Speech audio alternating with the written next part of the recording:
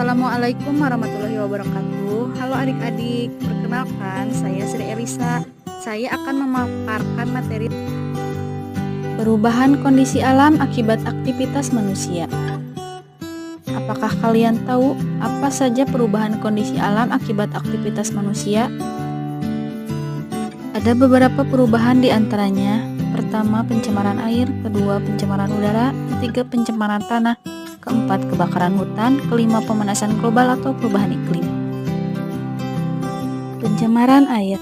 Pencemaran air terjadi akibat adanya zat-zat yang mencemari air bersih sehingga air tersebut berubah warna, bau, dan rasa. Pembuangan air limbah secara langsung ke lingkungan inilah yang menjadi penyebab utama terjadinya pencemaran air. Limbah baik berupa padatan maupun cairan yang masuk ke air menyebabkan terjadinya penyimpangan dari keadaan normal dan ini berarti suatu pencemaran.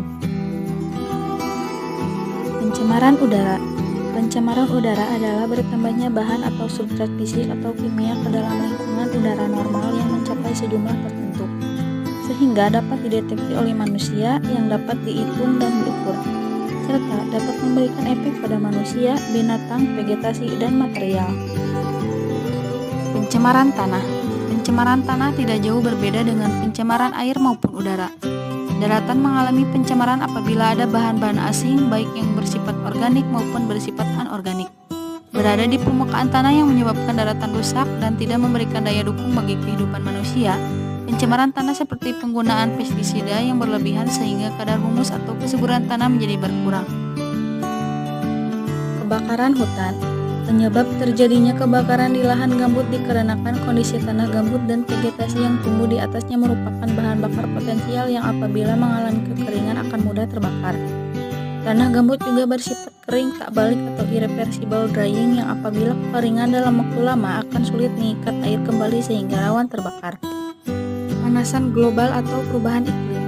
Pemanasan global atau perubahan iklim adalah fenomena meningkatnya suhu rata-rata atmosfer, laut, dan daratan bumi.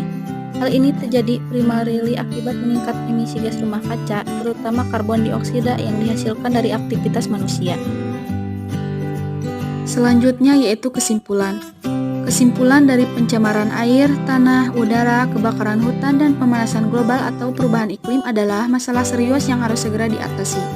Jadi, kita sebagai manusia harus menjaga kelestarian lingkungan karena itu adalah salah satu tanggung jawab kita bersama.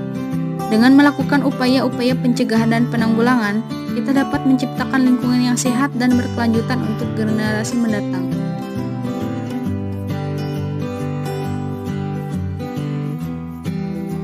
Cukup sekian yang dapat saya sampaikan. Terima kasih.